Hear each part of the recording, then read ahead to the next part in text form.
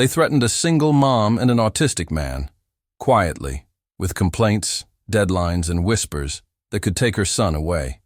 Evan hated being seen. But his courage turned the tables, and someone's plan started to crack. Lena's apartment sat above a laundromat in a tired strip of shops outside Columbus, Ohio, where the windows always looked slightly fogged, like the building was holding its breath. At dawn, she moved quietly so her son would sleep a little longer, stepping over scattered crayons and a backpack with a broken zipper. The air smelled like detergent and old heat.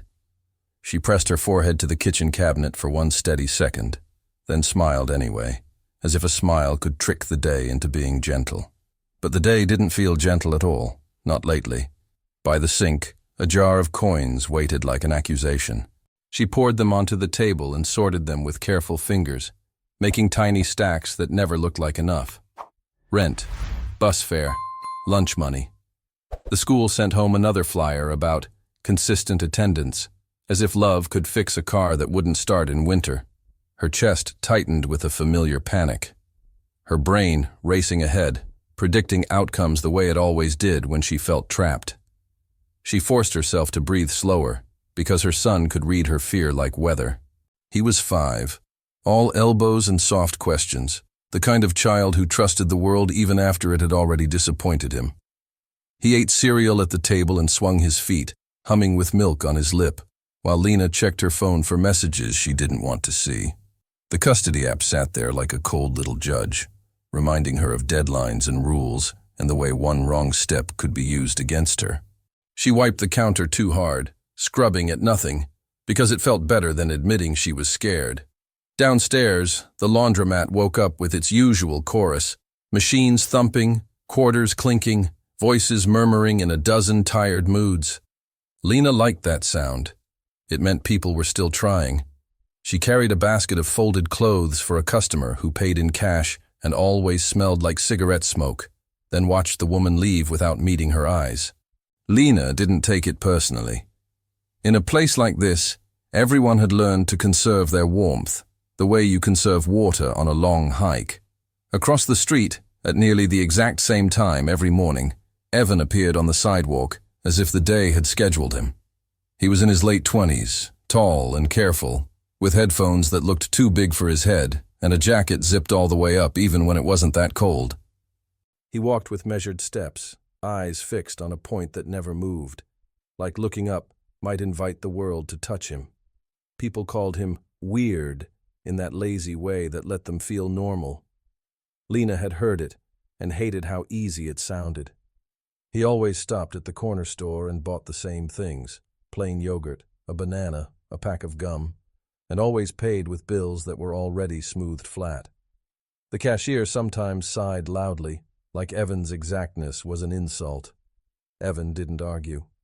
His jaw would tighten once, then he would leave, shoulders slightly raised, as if bracing for a sudden sound. Lena watched him from the laundromat doorway more than she meant to. Something about him felt familiar, like a song she couldn't place. There were days Lena wanted to speak to him. Just a simple hello, nothing that asked too much. But she saw how other people's attention seemed to hit him like bright light. When a group of teenagers laughed behind him, he flinched, even though they weren't close enough to touch.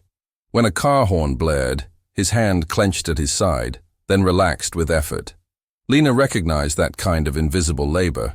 She did it too, only hers was the performance of being fine, the mask mothers wore when everything inside them was shaking.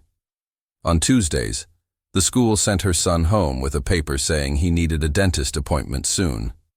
Lena read it twice, her eyes catching on the date like it was a threat. She made a call on her break and listened to the receptionist list prices in a bright voice, each number landing like a stone in her stomach. Her mind started calculating and recalculating, searching for a hidden door out of the problem. When she hung up, she looked at the jar of coins again and felt something like shame, sharp and hot, because she had tried so hard to be the kind of mother who never needed help. That afternoon, she took her son outside to the small patch of sidewalk by the laundromat, where he liked to push a toy car along the cracks. The sky was low and pale, and the air tasted like metal. Lena kept glancing at the street, watching traffic, watching people, watching for nothing and everything at once. Her son giggled and made engine sounds, innocent and loud. Lena's shoulders softened for a moment. Then the toy slipped from his hand, bounced once, and rolled straight toward the curb like it had chosen danger. Her son lunged after it, too fast, too trusting. Lena's heart jumped into her throat and her body moved before her thoughts could catch up. "Stop," she started to say, the word sharp with fear. The toy car reached the edge of the street just as a delivery van turned the corner. Time stretched thin, the way it does when your brain floods with alarm. Lena saw her son's small shoe lift, saw the van's tire, saw everything that could go wrong in one brutal instant, until a figure stepped into the gap between childhood and consequence. Evan. He moved like someone fighting through thick water, not rushing but not hesitating either, as if he had rehearsed a moment like this in nightmares. He reached down with a steady hand, plucked the toy car off the asphalt, and held it out without speaking. Up close, his face looked tense in a way that wasn't anger, more like effort, like each expression had to be chosen carefully. Lena noticed how his fingers trembled, how his eyes flicked away from hers, how he still stood between her son and the street until the van passed. Her son took the car and beamed, offering a bright automatic "thank you," the way children do, generous without strategy. Evan's throat moved as if he swallowed something difficult. Then he gave the smallest nod. Lena felt a rush of gratitude so strong it almost embarrassed her. She wanted to say something kind, something that didn't sound like pity. You saved him," she managed softly. Evan's shoulders tightened, as if praise was a hand reaching too quickly. He started to turn away, and that was when Lena saw it. A faint purple-yellow mark along the inside of his wrist, half hidden by his sleeve, shaped like fingers had pressed too hard.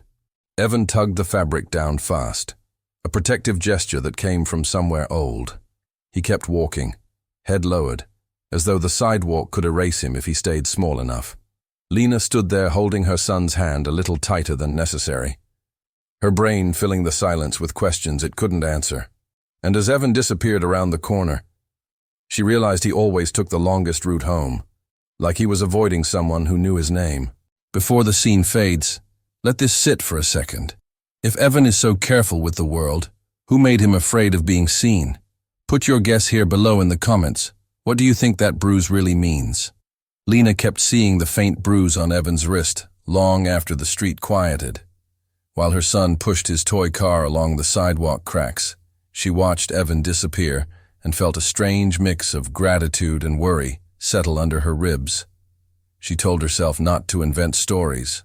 Bruises could come from bumping into doors, from work, from 100 ordinary accidents. Still, her body didn't accept ordinary as an answer. Every time the laundromat bell chimed, she looked up too fast, like her nervous system had memorized a threat it couldn't name.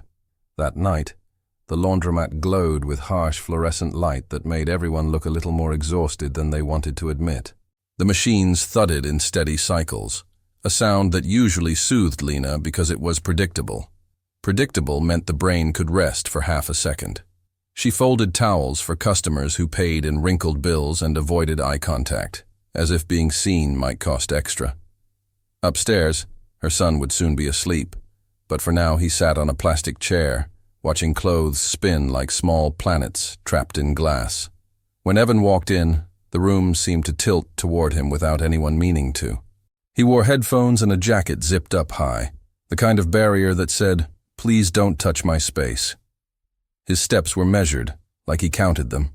Lena noticed how he paused just inside the door, scanning the floor, the exits, the people, building a map in his mind the way some minds had to. It wasn't drama. It was regulation, a quiet attempt to keep his heart from sprinting. A woman near the vending machine stared too long, then laughed at something her friend whispered. Evan flinched at the laugh even though it wasn't aimed at him, at least not directly. His shoulders rose and stayed there, braced, and Lena saw the effort it took for him not to react in a way that would give strangers a reason to judge. The human brain hated uncertainty, and his seemed to live in a world full of it. Lena recognized that survival math. She lived it too, Only hers was about bills, school notes, and custody rules that treated love like a spreadsheet. She wanted to protect him from the room's casual cruelty, but she didn't know how without making him feel exposed.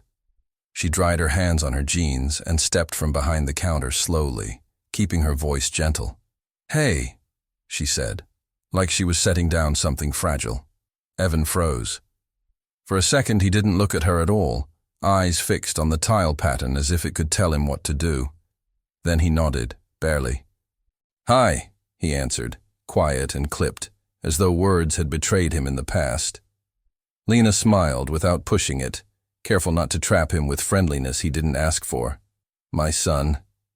"He's still talking about the car," she added, nodding toward the chair. The boy waved with the easy confidence of someone who hadn't learned shame yet. Evan's gaze flicked to the child and softened for a breath, then snapped away again like softness was unsafe. "He's fast," Evan said, choosing the smallest safe sentence. Lena let herself exhale. She had been holding tension in her jaw without noticing. A tiny conversation felt like a bridge, but bridges could still collapse. Evan moved toward the change machine and fed a bill in with precise fingers. The coins clattered too loudly, and he stiffened, then forced his shoulders down. He counted the coins once, then again, not because he didn't know how, but because repetition calmed his system, like rocking a boat back into balance. Lena watched the ritual and felt her throat tighten with empathy. People called routines strange when they didn't understand they were lifesavers. She wondered what his world sounded like without the headphones, and why it seemed so painful. 2 women by the vending machine glanced over again, their mouths curving in that half-smile that pretended to be innocent. Lena couldn't hear the words, but she knew the tone from experience, the kind that made you feel smaller without leaving evidence. Evan's hand curled into a fist and relaxed with effort, like he was negotiating with his own body. Lena felt anger rise, sharp and hot, but she swallowed it down. If she exploded, the attention would swing to Evan, and attention was exactly what hurt him. She almost asked about the bruise. The question pushed forward, urgent, then stopped. Lena knew what it felt like when someone demanded an explanation for your pain so they could feel helpful. She didn't want to be that kind of person, yet she also couldn't ignore the signal her instincts kept flashing. So she chose a different door. "If anyone gives you trouble in here," she said, steady but soft, "you tell me." It was a simple sentence, but it carried a promise of witness, the one thing bullies hated. Evan looked up fast, startled by certainty. His eyes were tired, not empty, and there was intelligence in them that had learned to hide behind silence. He nodded once, but it didn't look like trust yet. It looked like a reflex. "Agree. Stay safe. Don't provoke." Then he surprised her. "People don't..." "Listen," he said, the words tight, as if they scraped on the way out. Lena felt a sting behind her eyes, because she knew that sentence from her own life, from offices and phone calls, where she'd been treated like a problem, not a person. "I'm listening," she replied, quieter now, careful not to sound dramatic. She watched Evan's throat move as if he swallowed something heavy. He stared at the floor again, and she could almost see the gears turning, whether to believe her, whether belief was worth the risk. The laundromat hummed around them, indifferent, while something fragile formed in the space between a single mother and a man who had learned to disappear. Lena wondered what it would take for him to feel safe enough to be seen. She wondered what it would take for her, too. Evan opened his mouth like he might add more, then stopped when the door chimed. The sound was sharp, and both of them reacted, each in their own way. A man stepped inside wearing a crisp jacket with the property management logo Lena recognized from lease papers and late notices. He looked too polished for this place, like he didn't breathe the same air. His smile was polite, but it didn't warm his eyes. He walked straight to the counter, glancing once at the machines as if calculating profit per spin. "Evening," he said smoothly, resting a folder on the counter like a verdict. "We need to talk about your rent. There's been a change." The word change hit Lena like cold water, instantly waking every fear she kept buried for her son's sake. Her mind raced forward, predicting eviction, custody hearings, judgments about stability. Behind her, Evan went completely still, as if he recognized something in the man's voice that didn't belong to a simple rent talk, and Lena realized this wasn't just about money. The man introduced himself as Mr. Holbrook, saying his name the way people did when they expected it to open doors. He kept his voice calm, almost friendly, but Lena heard the hidden edge beneath it, like a knife wrapped in velvet. He slid the folder closer and tapped a page with one clean fingernail. "New compliance standards," he said, as if the words were harmless. Lena stared at the paper and felt her stomach drop. The phrases were long, official, and designed to make ordinary people feel ignorant. He explained that the building had been reassessed, that the laundromat space would require upgrades, and that the cost would be reflected in a rent increase starting next month. Next month might as well have been tomorrow. Lena did the math in her head the way her brain always did under stress, searching for an exit that wasn't there. Her thoughts scattered, then snapped into focus on one terrifying truth. She could barely afford now. She forced her face to stay neutral because panic made predators more confident. Lena asked for the exact amount. Holbrook said it in a tone that pretended it was reasonable, like she should be grateful he wasn't asking for more. She felt heat rise in her cheeks, not from anger alone, but from the old shame of being cornered by numbers. She imagined her son's school, the dentist note, the custody app reminders, all stacked on her chest. Holbrook watched her closely, like he was waiting for her to crack and beg. The pressure wasn't loud. That was the cruelty of it. It was quiet enough to deny. Behind Lena, Evan stood near the washers, still holding his coins. His posture had gone rigid, his gaze fixed on the folder as if documents themselves could be weapons. Lena noticed him breathing through his mouth, controlled and deliberate, like he was trying not to spiral.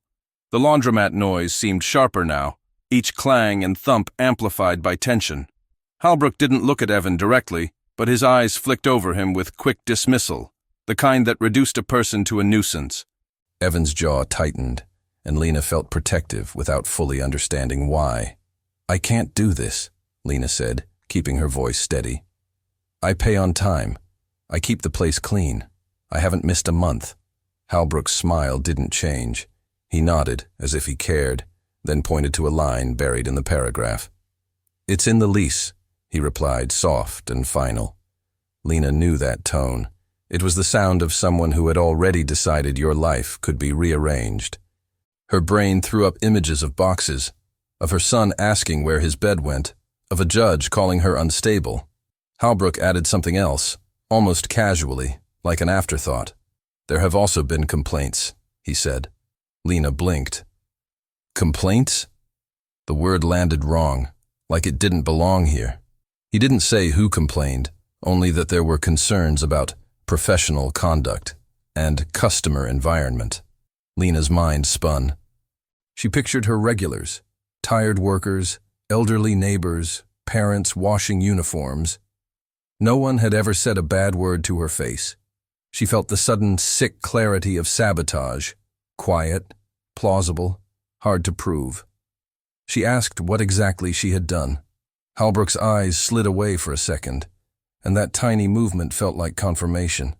"It's not personal," he said, the classic lie people used when it was absolutely personal. He suggested she could avoid further action by signing an agreement to the new terms and improving standards. The phrase further action hung in the air, heavy and undefined, letting her imagination do the worst work. Lena's hands went cold. Her mind started bargaining. Maybe she could pick up extra shifts, sell her jewelry, skip meals. Evan shifted his weight, a small movement that drew attention. Holbrook's gaze snapped to him, and something in his expression hardened, like he'd found an easy target. "And we need to address loitering," Holbrook said, voice still polite. "Some tenants have reported discomfort." Evan's fingers twitched at his sleeve. Lena understood immediately. Evan wasn't a person to Holbrook. He was a problem to be labeled. Lena felt a moral choice open in her chest, painful and clear. Staying silent would be safer for her. Speaking up would cost her. "He's not loitering," Lena said, sharper than she intended. He's a customer. Halbrook lifted his eyebrows, amused, like she'd made a child's argument. Then he should behave like one, he replied. Evan's breathing got faster, then slower, like he was forcing his body back under control.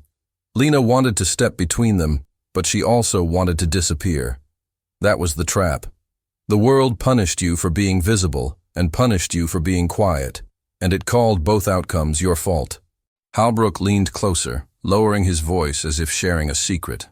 Single mothers have to be careful, he said, and Lena felt the sentence crawl under her skin. He didn't mention her son directly, but the implication was there, unmistakable. Stability, responsibility, judgment. He didn't need to threaten her with a fist. He threatened her with paperwork and whispers, with the kind of power that wore a smile. Lena's pulse thudded in her ears.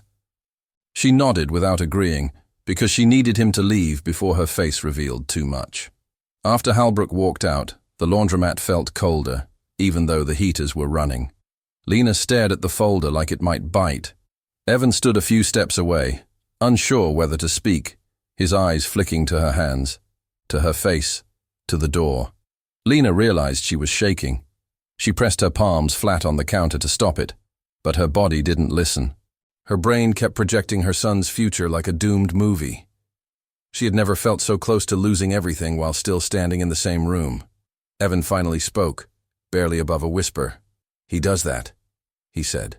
Lena looked up, startled. Evan's eyes didn't meet hers, but his voice held certainty, like this wasn't new to him. "He picks people," Evan continued, struggling for the words. "He tries to make them move." Lena's throat tightened. This wasn't just bad luck. It was a pattern. And the worst part was, Evan sounded like someone who had been studied by that man, measured for weakness, then pushed until he broke. Lena asked, "Why would he want me gone?" Evan's lips parted, then closed. The answer seemed tangled in something he feared to say. He stared at the floor, then at the window, where the property management logo on a parked car reflected faintly in the glass. "Because the building," Evan said slowly, "is worth more. Without you." The sentence hit Lena with a new kind of dread, cold, strategic, bigger than her. She realized she wasn't fighting a bill. She was fighting a plan. Evan reached into his pocket and pulled out a small folded paper, creased from being opened too many times. He held it out with a hand that trembled. Lena hesitated, then took it. The paper looked like a notice, official and familiar, with Halbrook's name printed at the bottom. Lena's eyes moved over the words, and her breath caught. It wasn't just about rent. It was about forcing people out quietly, one by one, and Evan had proof he'd been targeted first, proof he'd kept like a secret wound. Lena unfolded Evan's paper carefully, like it might tear if she breathed too hard. The notice looked official, full of neat lines and stern language, but the dates were what struck her first. It was older than hers by months. Evan had been living with this pressure quietly, carrying it like a stone in his pocket. The thought made Lena's chest ache. She glanced up at him and saw how his shoulders were held tight, as if expecting her to judge him for not fighting harder. She recognized that shame. Sharp as a splinter, Evan didn't explain right away. He watched Lena read, his eyes flicking between her face and the door, measuring danger the way some people measured time. The laundromat's hum filled the silence, thick and constant. Lena's mind tried to assemble the pieces into a story that made sense. Rent hikes, vague complaints, standards, polite threats. It was power disguised as paperwork. She looked at Evan's wrist again and wondered if the bruise wasn't a single moment, but a history of moments, small humiliations that piled up until the body started flinching in advance. "What did you do?" Lena asked softly, then immediately regretted how it sounded, like blame. She corrected herself. "What did they say you did?" Evan's mouth tightened. He took a long breath, the kind of breath a person takes before walking into cold water. "Noise," he said. "Too much. Too late." He shook his head slightly, frustrated. "But I was quiet." His voice held a bewildered hurt, like he was still trying to understand how truth could lose to accusation. Lena's stomach turned. If they could invent complaints about Evan, they could invent anything about her. Evan's words came in short pieces, as if long sentences were too risky to hold. He said the first letter had been just information, the second, a warning, the third, final. Each step had tightened the walls around him. He had tried to follow every rule more perfectly, believing perfection would protect him. Instead, perfection had made him easier to control because it proved he would bend. Lena saw the trap with brutal clarity. The system rewarded compliance by demanding more compliance until you lived in a cage you built yourself. Lena felt anger flare, then fear quickly smother it. Anger felt good for 1 second, like warmth. Fear lasted longer, like winter. Her mind jumped to her son, to the custody app, to the way her ex's lawyer would use any instability like a hammer. If she fought the building management and lost, she could lose more than an apartment. She could lose her child. That thought made her vision narrow. She hated herself for even considering staying quiet. She also hated the world for forcing the choice. Evan watched her wrestle with it, and something in his expression shifted. Recognition, maybe. He didn't pity her. He seemed to understand the calculations people made when they were one disaster away from falling. "They want you tired," he said, surprising her with the sentence, complete and firm. His voice shook, but the idea was steady. "If you're tired, you sign." Lena swallowed. The words landed in her like a truth she hadn't named yet. Exhaustion wasn't just a feeling. It was a tactic. Lena asked if he had talked to anyone about it. Evan's eyes flicked away. "I tried," he said, and the way he said it contained a whole story. He described going to an office with bright lights and echoing hallways, where a receptionist spoke too fast and didn't look up. He said he brought his notes, his dates, his receipts. He said the manager smiled and used his first name like a leash. "We'll look into it," they'd told him. Then nothing changed, except the letters became more urgent. His face tightened at the memory, like the humiliation still lived in his skin. Lena imagined Evan in that office, trying to explain carefully, words bumping into disbelief. She knew how people reacted when someone didn't speak the way they expected. They treated pauses like guilt. They treated nervousness like deception. The thought made Lena's throat burn. She wanted to go back in time and stand beside him, to translate his truth into the kind of confidence the world rewarded. She couldn't. But she could stand beside him now, if she was brave enough to pay the price. Her son called her from the chair, asking if they could go upstairs soon. His voice was sleepy, trusting. Lena's heart clenched with the tenderness of it. She looked at Evan and saw him glance toward the boy, then away, as if the child's innocence was too bright to stare at for long. Lena lowered her voice. "Would you walk with us upstairs?" she asked. The request felt intimate, risky, like offering someone a seat at your table when you barely had food. Evan hesitated, fingers flexing, then nodded once. In the stairwell, Lena noticed how Evan stayed slightly behind her, giving space, keeping his hands visible, moving like someone who feared being misunderstood. She unlocked her door and felt a flush of embarrassment at the smallness of her place, the mismatched furniture, the piled laundry that never ended. Evan didn't react with judgment. He just stood near the entry, gaze lowered, as if respecting the boundaries of her life. Lena realized how rare that was. Most people looked around like they were searching for reasons you deserved your hardship. Her son yawned and leaned against Lena's hip. She guided him toward the bedroom, then returned to the living area where Evan waited. For a moment, neither of them spoke. The quiet wasn't awkward. It was careful. Lena finally asked, "Why are you helping me?" Evan's lips parted, then he stared at the floor as if the answer was written there. "Because you saw me," he said, barely audible. "Not like them." The sentence hit Lena harder than any threat Halbrook had made. Being seen was a kind of shelter. Lena sat at the small table and spread the notices out, hers and his, like evidence at a trial no one had agreed to hold. She noticed repeating phrases, the same vague complaint categories, the same timeline of escalating pressure. It looked less like individual problems and more like a template. Her mind began building a new question, one that felt dangerous. How many other tenants had been pushed out quietly before them? She imagined empty apartments, each one a silent story erased.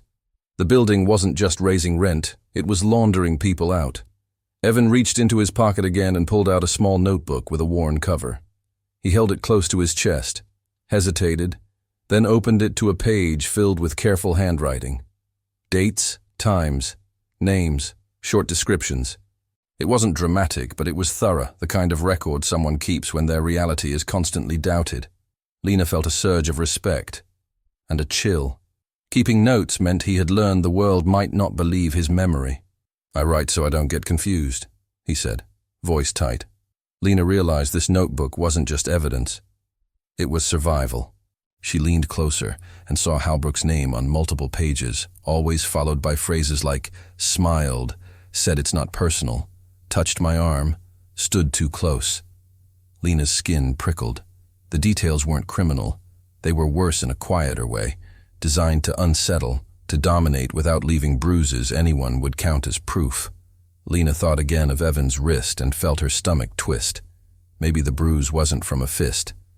Maybe it was from someone gripping him just long enough to remind him who had power. Lena looked up at Evan, and for the first time she understood the scale of what they were facing.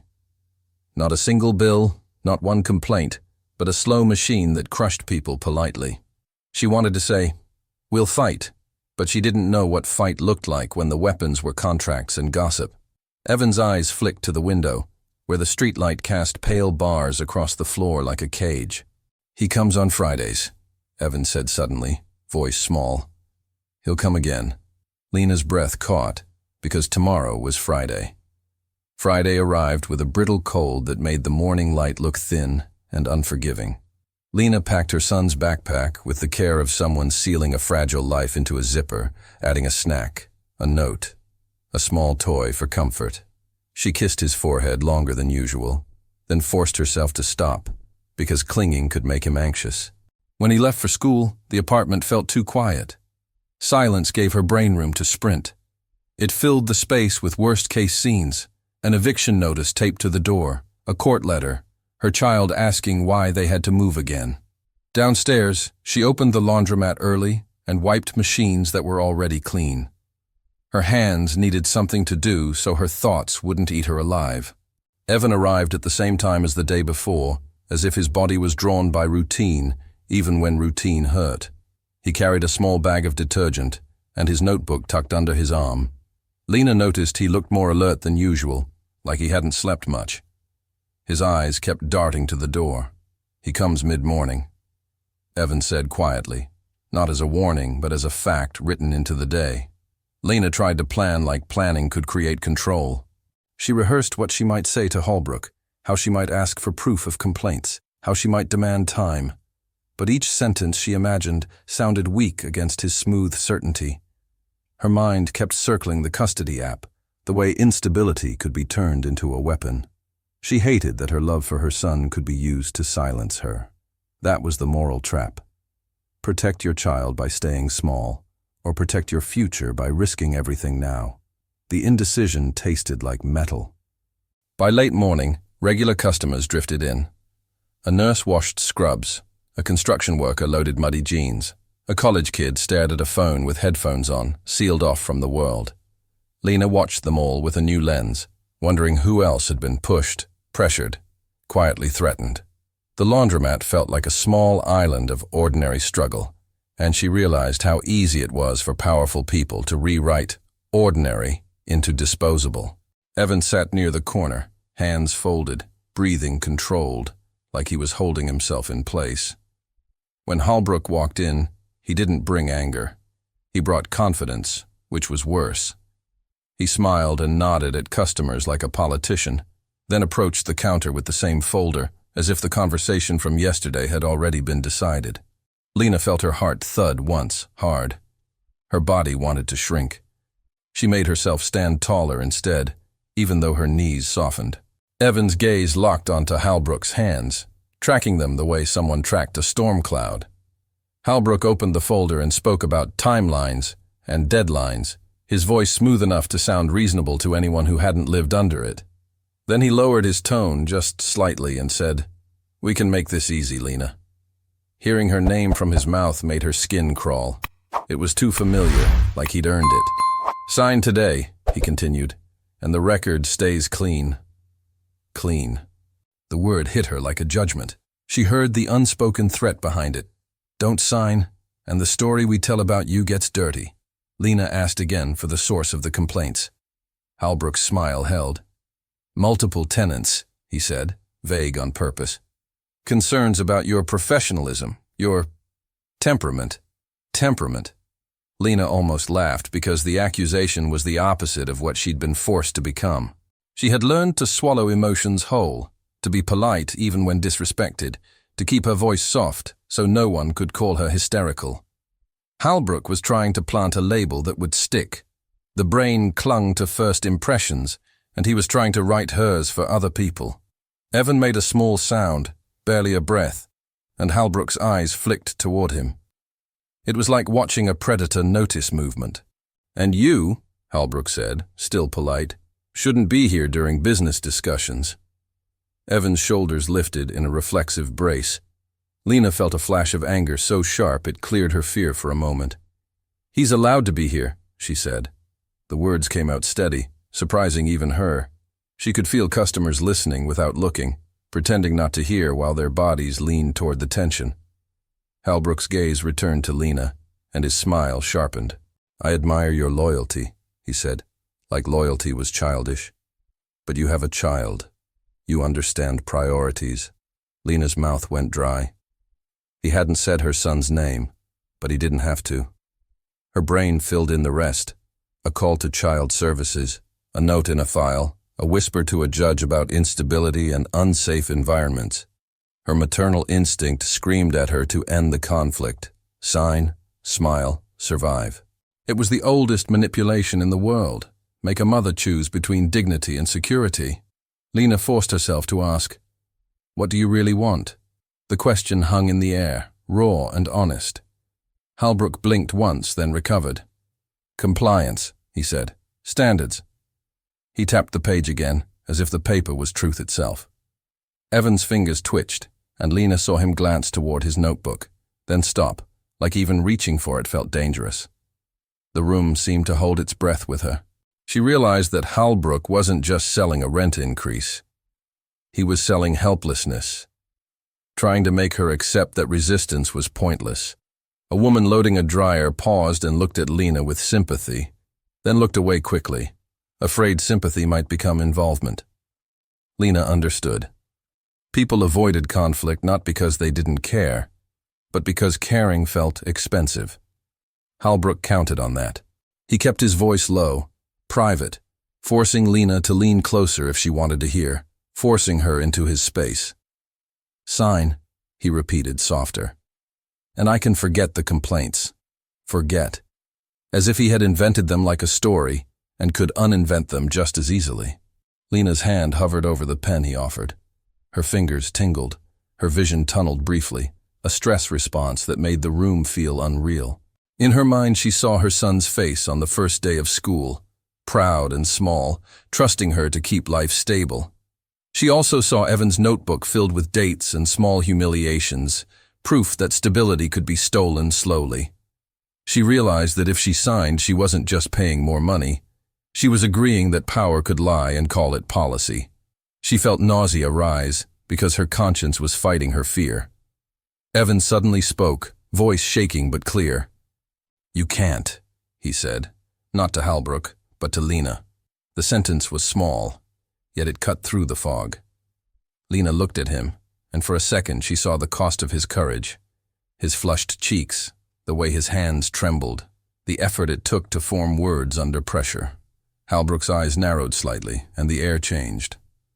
"Excuse me," Halbrook said. He stepped toward Evan just enough to invade his space, smiling like it was friendly. Evan recoiled half a step, then stopped himself, grounding his feet as if he'd practiced not retreating. Lena felt her heart pound with a different kind of fear now. Not fear of eviction, but fear of watching someone be crushed in front of her. Halbrook's voice stayed gentle, "This is between adults," he said. The insult hid inside the calm. Evan's breathing turned uneven. Lena saw him fighting sensory overload, fighting panic, fighting the urge to shut down. And still, he stayed. That kind of staying was rare. It was sacred. Lena pulled the pen back, not signing. Her hand shook, but she set the pen on the counter like a boundary. Halbrook's smile fell away for the first time, revealing something colder underneath. "All right," he said. "Then we'll proceed differently." The words sounded harmless, but Lena felt them land like a door locking. He gathered his folder slowly, as if savoring control. Then he leaned in and murmured, "Expect a call." Lena's stomach turned. A call could be from anyone. A call could change everything. After Halbrook left, the room exhaled in awkward relief, customers returning to their machines as if the tension had been a commercial break. Lena stood frozen, hearing the echo of "expect a call" like a ringing tone that wouldn't stop. Evan looked pale, eyes fixed on the floor, hands flexing open and closed. Lena wanted to thank him, but gratitude felt too small for what he'd risked. She whispered, "What call?" Evan swallowed hard and said, "Last time, he called my job." Lena's breath caught, because she didn't have a job to lose. She had a child. The rest of the day moved, but Lena didn't. Her hands kept working, taking quarters, wiping lint, folding towels, while her mind stayed fixed on the phrase "expect a call." It repeated like a bad song her brain couldn't shut off, each replay adding a new imagined consequence. She tried to focus on small sensations to calm herself. The warmth of fresh-dried fabric, the grit of detergent dust on her fingertips, the steady thump of washers. Her nervous system didn't care.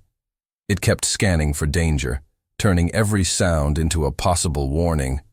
When her son came home from school, he ran upstairs talking about a drawing he made, proud and bright.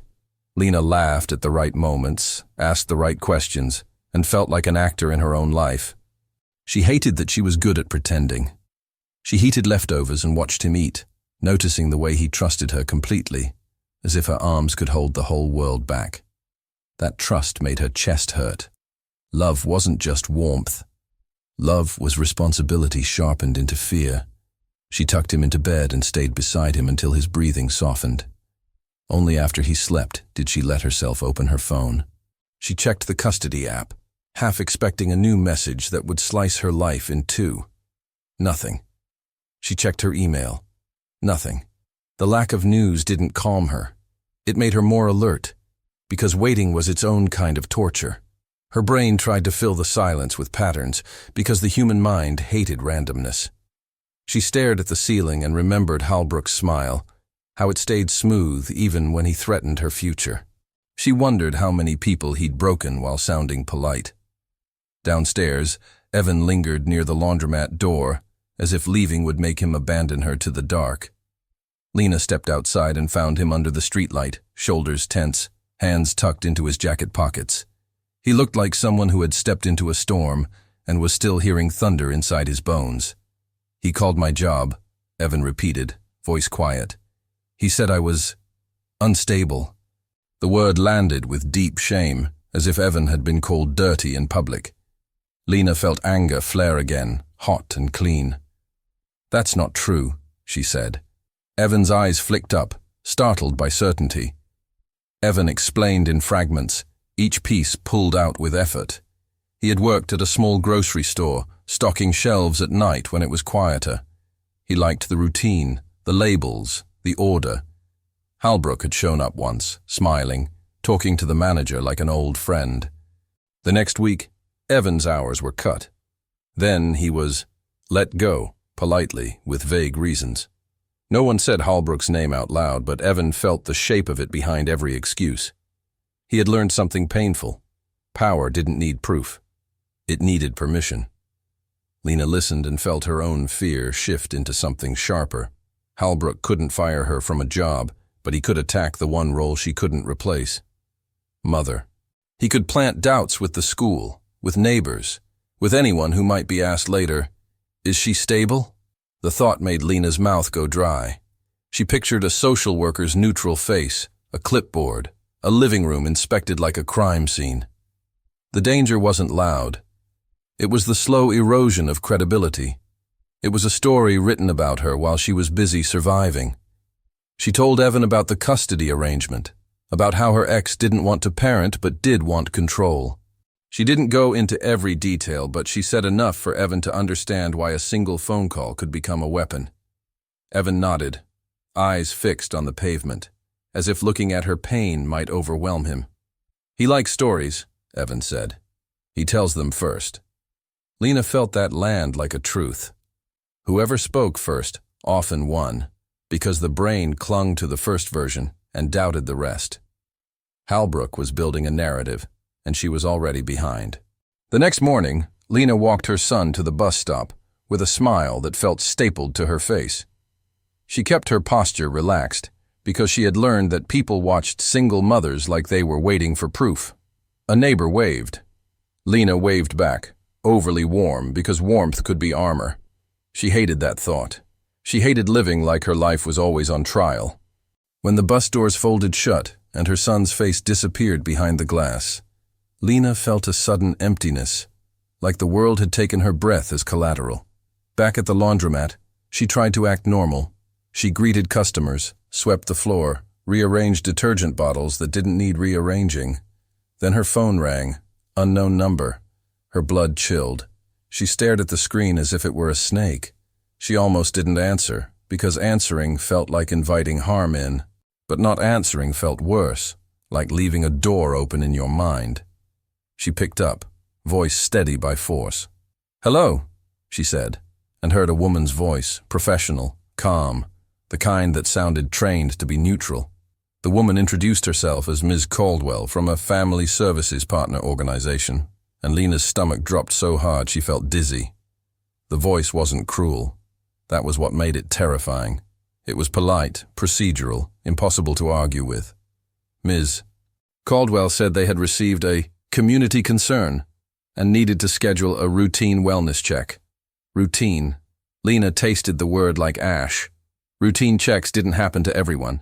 Routine checks happened to people the system already doubted. Lena asked who made the concern.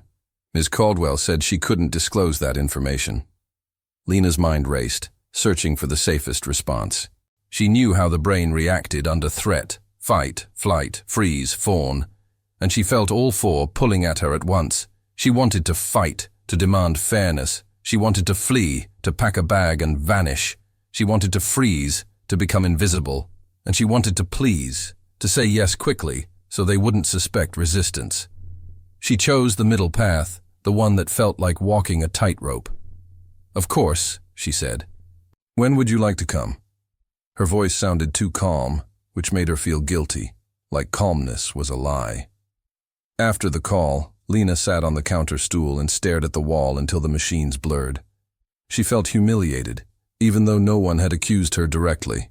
That was part of it. The shame arrived before the verdict.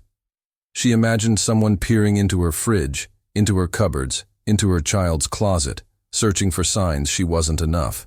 She thought of the coin jar upstairs, the dentist note, the times she'd skipped meals so her son could eat. The system didn't measure sacrifice.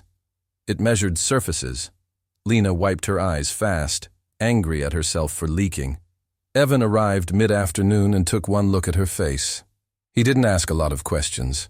He simply sat near her, a quiet presence that didn't demand performance. Lena told him about the call in short, clipped sentences. Evan's hands curled into fists in his lap, then opened, then curled again. His breathing sped up, then slowed, as if he was forcing his body not to panic. "He did it," Evan said, voice rough. Lena nodded. Saying yes felt like admitting she'd been predictable. She hated that she had been so easy to target. Evan pulled out his notebook and flipped to a page marked with a small tear at the corner. "He called me unstable," he said again. But this time he added something new. He used a friend. Evan pointed to a name Lena didn't recognize, written carefully. "A woman. She smiles. She asks questions." Lena felt a chill crawl up her spine. It wasn't just Halbrook. It was a network, people who could play different roles, polite, concerned, helpful, while doing harm. Lena realized she wasn't facing a single man. She was facing a system that wore many faces. That night, Lena cleaned her apartment like cleanliness could protect custody. She scrubbed already clean dishes, organized toys, lined shoes in a neat row by the door. Her movements were frantic but quiet. A mother trying to make her love legible to strangers. She paused at her son's bedroom doorway and watched him sleep. His face relaxed, trusting, unaware that adults could threaten a family without raising their voices. In the dim light, she made a promise to him without words. She would not let them rewrite their story. But she didn't know how to stop a story that was already being told. The next morning, a letter appeared in the mail slot downstairs, not in an envelope, just folded once like someone wanted it seen. Lena recognized the property management header before she even opened it. Her hands shook as she unfolded the paper. It wasn't a rent notice this time. It was a termination of lease consideration pending investigation outcomes. The phrasing was clean and cruel. It meant Halbrook had connected the threads, home, work, motherhood, into one tightening net. And at the bottom, in smaller print, was a date for a mandatory meeting scheduled for Monday. Monday felt like a wall on the calendar. Lena kept rereading the meeting date until the numbers blurred, as if staring long enough could change them. She folded the letter and hid it in a drawer beneath dish towels, like the paper could poison the air. But hiding it didn't hide the fear. Her mind kept jumping ahead, rehearsing failure, because the brain tried to control pain by predicting it.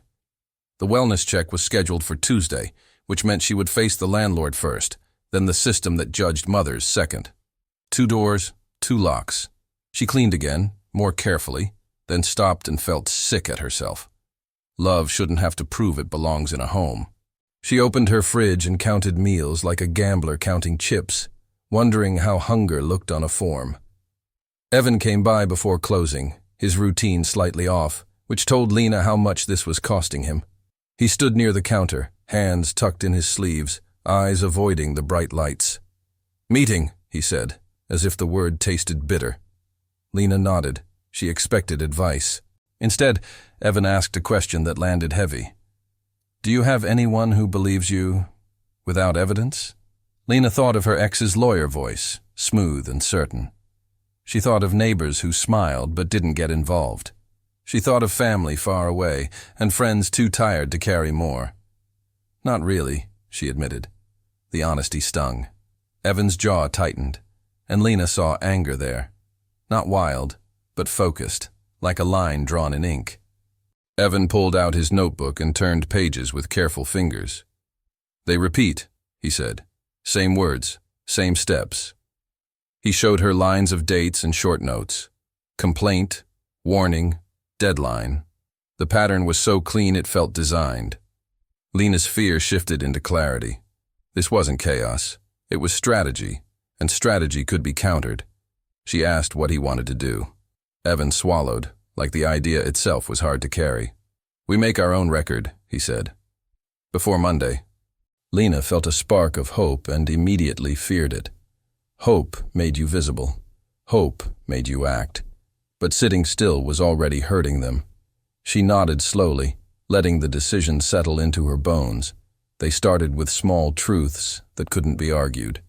Lena printed receipts, rent confirmations, customer logs. Evan organized his notes into a timeline, rewriting messy days into clean lines. The work was quiet, almost tender, like building a shelter from paper and persistence. Lena noticed Evan's breathing steady as the structure grew, as if order itself soothed him. Still, she worried about the social worker more than the landlord. A landlord could take a home. A file could take a child. That fear lived deeper. She pictured a stranger kneeling by her son's bed, checking corners, asking questions that sounded gentle, but weren't.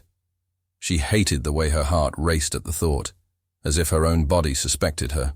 Evan watched her hands tremble when she stapled documents. "They want you ashamed," he said quietly. "Shame makes you agree." Lena froze. Shame was exactly what she felt, even though she had done nothing wrong. She realized how shame worked like a leash, invisible, strong, and easy to pull from a distance. They practiced what Lena would say on Monday, keeping it simple, steady, factual. Evan suggested short sentences, because under stress, the mind dropped complex language. Lena tried and failed at first. Her voice cracked, anger leaking through. Evan didn't flinch. He waited, patient, giving her room to try again. His calm felt like borrowed strength. Then Evan added something unexpected. "We should invite a witness," he said. Lena blinked. "Who?" she asked. Evan hesitated, eyes darting away. "The woman who owns the bakery," he said. "She sees everything. She likes you." Lena felt surprise flicker. She barely talked to that woman, but Evan had noticed. He noticed patterns, people, small loyalties. The next morning, Lena walked to the bakery with her stomach tight. The smell of bread should have comforted her, but fear dulled everything. The owner, Mrs. Rios, listened with flour on her hands and concern in her eyes. She didn't promise miracles. She promised presence. "I'll come," she said. "They count on you being alone." Lena left the bakery feeling both lighter and more exposed. Allies were warmth, but they were also risk. If Halbrook saw she wasn't isolated, he might push harder. Her mind flashed to Tuesday's wellness check again, to the way a stranger's opinion could reshape her life. She realized the true battle wasn't rent. It was credibility. That night, Evan stood outside the laundromat and looked up at Lena's apartment window. "Monday," he said, as if anchoring himself. Lena nodded, but her throat felt tight. Evan's eyes flicked to the street, then back. "He will try a new story," Evan warned. "He always does." And Lena understood. Whatever happened next wouldn't feel like an argument. It would feel like being Monday morning. Lena dressed like she was going to court, even though no judge would be there. She chose neutral colors, pulled her hair back, and kept her hands busy so they wouldn't shake. Her son watched from the doorway, sensing tension the way kids sensed storms. "Are you in trouble?" he asked. Lena smiled and kissed his forehead. "No, sweetheart. Mom's just having a grown-up meeting." The lie tasted like pennies. At the community room, Halbrook had arranged chairs in a neat line, as if order proved innocence. 2 other staff members sat beside him, faces blank, pens ready. A speakerphone sat in the center of the table like a silent threat. Lena arrived with a folder hugged to her chest. Evan came too, standing slightly behind her, shoulders tense. Mrs. Rios entered last, steady and quiet, and Lena felt her lungs expand a fraction. Halbrook greeted them with the same polished warmth, then glanced at Mrs. Rios like she was an unexpected smudge on glass. "This is a tenant meeting," he said. Mrs. Rios didn't blink. "I'm here as a witness," she replied. Halbrook's smile held, but his eyes sharpened. He began speaking about community harmony and standards, layering soft words over hard intent. Lena listened for the hidden blade, forcing her mind to stay in the present. Then Halbrook introduced his new story. He claimed the laundromat had become disruptive, that customers felt unsafe, and that Lena had shown aggressive behavior when questioned. The accusation was absurd, but Lena felt its power. Aggressive single mom. Unstable environment. The labels were sticky. Once spoken, they clung. Her body wanted to defend itself with emotion, but Evan's earlier advice echoed. Short sentences, facts, breathe. Lena opened her folder and slid forward printed rent confirmations and customer receipts. "I pay on time," she said. "I have records." She kept her voice low and steady, refusing the tone Halbrook wanted. Halbrook nodded as if amused. "Payment isn't the only issue," he replied, smoothly shifting ground. He was trying to make her chase him, to exhaust her. Lena felt anger rise, then anchored herself by pressing her fingertips to the paper. Halbrook glanced at Evan and pivoted. "And we've had repeated concerns about your friend," he said, voice still pleasant. "Tenants report discomfort." Evan stiffened. Lena heard his breathing change, fast then forced slow. Halbrook leaned back, confident, like he'd found a weak seam. "We can't accommodate every special circumstance," he added. The insult was quiet, designed to be deniable. Evan surprised them. He stepped forward one pace and set his notebook on the table, hands shaking but deliberate. "You can accommodate truth," he said. The room went still. Halbrook's eyebrows lifted. "What is that?" he asked. Evan swallowed. "Dates, words, patterns," he answered. His voice quivered, but the sentence held. Lena felt a surge of pride and fear at once, like watching someone stand on a ledge. Halbrook tried to laugh it off. "Notes aren't evidence," he said. Evan's eyes flicked down, then up again, fighting overwhelm. "They are when they match," Evan replied, and turned to a page where Halbrook's name appeared beside repeated phrases. Lena added, "Mine match his." She slid her notices forward, aligning them with Evan's timeline. The pattern became visible, simple and ugly. Vague complaints, escalating pressure, deadlines timed to break people. Mrs. Rios spoke calmly. "I own a business across the street," she said. "This laundromat brings foot traffic. Lena has never been disruptive. She helps people." Halbrook's smile tightened. He reached for the folder, then stopped, as if touching it might legitimize it. "Anecdotes," he said. Mrs. Rios didn't flinch. "Community," she corrected. The word landed heavier than his. Halbrook pressed a button on the speakerphone. A woman's voice filled the room. Pleasant. Official. Ms. Caldwell. Lena's stomach dropped. Halbrook introduced her as a community partner who could clarify concerns. Lena realized the meeting wasn't about listening. It was about stacking authority until resistance felt pointless. Ms. Caldwell spoke of routine checks and child welfare priorities, each phrase polished to sound caring. Lena kept her voice steady. "Who reported me?" she asked. Ms. Caldwell said she couldn't disclose. Halbrook's eyes stayed on Lena's face, watching for panic. Then Evan said something that cut through the fog. "He reported her," Evan stated, voice thin but certain. Silence cracked open. Halbrook's smile froze. Ms. Caldwell paused, the first real hesitation in her tone. Halbrook recovered quickly. "That's a serious accusation," he said, calm as ever. Evan's hands trembled harder, but he flipped to a page and pointed to a line. "Friday," he said, "expect a call." Lena added. The call came the next day. The timing was too clean to dismiss. Ms. Caldwell's voice changed slightly, still polite, but less certain. "We document sources internally," she said, careful. "We do have protocols." Halbrook shifted to a new angle. "Even if there was a call, the concerns remain," he said, trying to keep control. Lena felt the room pulling toward confusion again, that familiar fog where powerful people thrived. She forced clarity back. "This is harassment through systems," she said, and felt her heart pound at the boldness. Mrs. Rios nodded once, firm.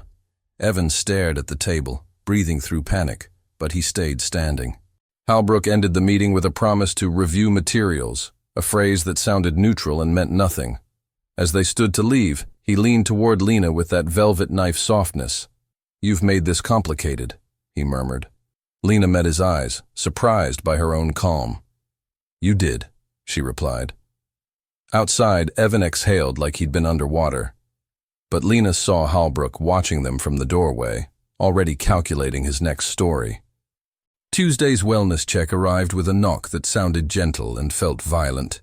Lena opened the door to Ms. Caldwell and another worker with a tablet, both smiling in that trained way that promised fairness while avoiding warmth. Lena invited them in, keeping her shoulders relaxed, as if her body language could protect her. Evan waited downstairs, not intruding, just present. Lena wished she could borrow his steadiness, but she could see he was paying for it in silent effort. "Ms. Caldwell asked to see the kitchen first. Lena showed the fridge, the pantry, the small stack of canned food Mrs. Rios had quietly dropped off the night before. The worker typed notes without expression. Lena's son sat on the couch clutching his toy car, eyes wide, trying to understand why strangers were inspecting his home. Lena smiled at him and felt her heart crack. She wanted to explain everything, but explaining would frighten him more. Ms. Caldwell asked questions that sounded simple and weren't. Did Lena have reliable childcare? Did she ever miss work? Did she feel overwhelmed? Lena answered honestly but carefully, sensing how each word could be framed. The human brain loved neat categories, fit or unfit, stable or unstable, and Lena felt herself resisting being flattened into a label. She spoke in short sentences, grounding herself by pressing her heel into the rug, feeling the fibers, staying present. Then Ms. Caldwell looked at the custody schedule on Lena's phone and asked, "Is the father involved?" Lena's throat tightened. She described him without insults, choosing neutral facts, because anger could be spun into hostility. She hated that. She hated that she had to translate her pain into palatable language for strangers. Her son glanced between them, sensing the emotional electricity. Lena reached for his hand and held it, steadying both of them. "Ms. Caldwell noticed the laundromat keyring on the table and asked about work. Lena explained the business, the rent increase, the meeting, the pattern. Ms. Caldwell listened with polite focus, but Lena couldn't read her. That uncertainty was torture. The brain feared unreadable faces. The second worker wandered toward the bedroom doorway, checking cleanliness like it was morality. Lena followed closely, smiling too much, feeling her dignity evaporate one inspection at a time. In the hallway, her son whispered, "Did I do something bad?" Lena knelt quickly, forcing her voice soft. "No, baby." "You're perfect," she said, then hated the word perfect because it was impossible. Ms. Caldwell watched the exchange, face neutral. Lena wondered what the system counted as love. Was it the hug, the food, the calm voice? Or did it only count what could be filed and measured? After 40 minutes, Ms. Caldwell returned to the living room and sat, tablet balanced on her knee. "This appears adequate," she said, and Lena felt relief hit like a wave, almost making her dizzy. Then Ms. Caldwell added, "But we may request follow-up due to ongoing community concerns." The relief collapsed. Ongoing. The word meant the door stayed open. It meant Halbrook still had a lever. Lena's hands went cold again, as if her body had learned not to trust good news. When the workers left, Lena closed the door and leaned against it, breathing hard. Her son hugged her waist, and she held him too tightly for a second, then loosened her arms, not wanting him to feel her fear. She walked him to the kitchen, poured juice, made small talk, pretending the world hadn't just tested their right to exist together. Inside, she felt rage and helplessness grinding against each other like stones. Downstairs, Evan stood by the laundry carts, staring at the floor. He didn't ask for details right away. He waited until Lena spoke first, which felt like a gift. She told him the check was okay, but not over. Evan nodded, eyes tight. "That's how they do," he said softly. "Not one hit, many taps." Lena understood. Constant pressure made people give up without a visible fight. That afternoon, Mrs. Rios stopped by with bread and a quiet question. "Are you safe?" Lena realized she had been measuring safety wrong. It wasn't just locks and rent. It was social proof, human witness, people willing to say, "I know her." She felt tears rise and swallowed them down. "Not yet," she admitted. Mrs. Rios squeezed her hand once, firm. "Then we make you safe," she said. Evan surprised Lena again by walking into the bakery with her later, even though it was bright and crowded. His shoulders stayed high, and he flinched at the bell above the door. But he stayed. Mrs. Rios introduced him gently to her staff. Not as a problem, just as a person. Evan nodded, eyes down. Lena watched his breathing slow by degrees. Acceptance, she realized, could regulate a body the way fear dysregulated it. A kind room could heal what a cruel room had trained. That evening, Lena received an email from property management. Meeting outcome, lease under review. No decision, just suspense. Halbrook was keeping her in limbo, because limbo drained strength. Lena felt the urge to beg, to plead, to submit. Instead, She forwarded the email to a legal aid clinic Mrs. Rios had recommended. It felt like lighting a match in darkness, small but real. Evan sat at Lena's kitchen table and watched her type, hands clasped, trembling. "You're doing it," he said, quiet awe in his voice. Lena paused, surprised by how much she needed to hear that. Doing it didn't mean winning. It meant refusing to disappear. She looked at Evan and realized his courage wasn't loud. It was endurance, the kind that kept showing up even when your body begged you to hide. Late that night, Lena checked the custody app again and saw a new message from her ex. "Heard there was a welfare visit. Are you okay?" The words looked concerned, but Lena felt the hook beneath them. Someone had told him. Her stomach dropped. Halbrook's reach had extended into her private life, shaping opinions before she could speak. Lena stared at the screen, realizing the next story might be told in court, not just in meetings. Lena didn't answer her ex right away. She set the phone face down as if the glow could burn her, then stood at the sink and let cold water run over her hands until her fingers went numb. Her brain wanted to sprint into panic, to craft a dozen defensive messages, to explain everything before someone else explained it for her. She forced herself to slow down. Reaction was what manipulators counted on. She dried her hands carefully, like calm could be practiced into existence. Evan sat at the table, eyes fixed on the wood grain, listening to the silence the way someone listened for an alarm. "He knows," Lena said finally, voice low. Evan nodded once, as if this fit the pattern perfectly. "They leak," he replied. "Little leaks." Lena swallowed.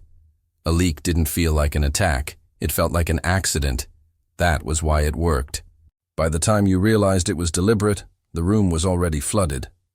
The next morning, Lena met with a legal aid attorney over video call, her son coloring at the table while she kept her voice steady. The attorney didn't promise miracles. She offered language, the kind that made institutions pause. She told Lena to request records from family services, to document every interaction, to stop speaking with property management without written follow-up. "Paper trails protect people," she said. Lena glanced at Evan's notebook and felt a strange comfort. Evan had been building protection all along. That afternoon, Lena replied to her ex with a short, neutral message. "We're fine. It was routine. I have documentation." She hated the way she had to sound like a report about her own life. But she also felt her spine straighten. She wasn't begging. She wasn't confessing. She was stating. Her ex responded with a single line. "My lawyer wants updates." Lena stared at it, feeling the familiar twist. Concern turning into control, love turning into leverage. She whispered, "Of course," to an empty room. On Friday, Mrs. Rios organized a small meeting in her bakery after closing. It wasn't a protest. It was neighbors sitting around tables, drinking coffee, talking about what had been happening in the building. People spoke hesitantly at first, as if their voices had to remember how to be used. Then, the stories came out. Sudden rent hikes, strange complaints, wellness checks requested after arguments, businesses nudged out by standards. Lena listened, stunned, as the invisible became visible. Evan sat near the door, hands wrapped around a paper cup for warmth and grounding. When someone mentioned Halbrook standing too close, smiling while cornering them, Evan's eyes lifted. He didn't speak for a while, but his presence mattered. The room didn't treat him as a warning sign. They treated him as a witness. Lena watched his shoulders drop a fraction, like his body was learning a new rule. Sometimes, groups can be safe. Mrs. Rios suggested they write a collective letter to the city housing office and the local paper, not to create drama, but to create record. The idea frightened Lena. Public attention could protect, but it could also invite judgment. The same crowd that supported you could turn if the story shifted. Lena's mind flashed to her son's school, to whispers, to the way people loved a headline more than a person. She felt the moral dilemma sharpen. Stay quiet and be controlled, or speak up and be exposed. Evan surprised her again. "Stories hurt when they're alone," he said, voice shaking but clear. "Together, they're proof." Lena looked at him, moved by the simplicity. He wasn't chasing revenge. He was chasing reality. He was trying to make the truth harder to erase. Lena realized courage wasn't always a roar. Sometimes it was a sentence spoken while your hands trembled. They drafted the letter that night. Lena kept her tone factual, not emotional, even though emotion pressed against her ribs like a trapped bird. She included dates, copies of notices, screenshots of messages. Others added their own details. The letter grew into something solid, a shared spine. When they all signed, Lena felt her name on the page like a risk and a reclaiming. For the first time in weeks, she slept without jolting awake. 2 days later, an email arrived from property management. Lease termination halted pending further review. The words looked harmless, but Lena read the subtext. Halbrook had felt resistance. He hadn't apologized. He hadn't admitted anything. He had simply paused, recalculating. Lena felt relief, but it came with a sobering truth. This wasn't a victory handed down. It was space they had carved out by refusing to disappear. The next message came from Family Services. Case closed. No further action. Lena stared at the screen until tears blurred the letters. Her son ran in with a drawing, and she lifted him into her arms, holding him like she was holding her own heartbeat. She didn't tell him everything. She only said, "We're okay." He nodded, satisfied, and went back to his crayons. Children accepted safety like sunlight. Adults knew how easily clouds returned. That evening, Lena found Evan outside the laundromat, standing under the same streetlight where he used to look like a person waiting to be judged. She showed him the emails. Evan read slowly, lips pressing together, then exhaled through his nose like he'd been holding air for months. "Closed," he repeated, as if trying the word on. Lena nodded. "Closed," she echoed, and felt the weight of it settle into her muscles. Evan didn't smile widely. His relief looked quiet, almost private. But he did something Lena hadn't seen before. He met her eyes for a full second. In that second, she saw a life shaped by being doubted, and a new shape forming, small, careful trust.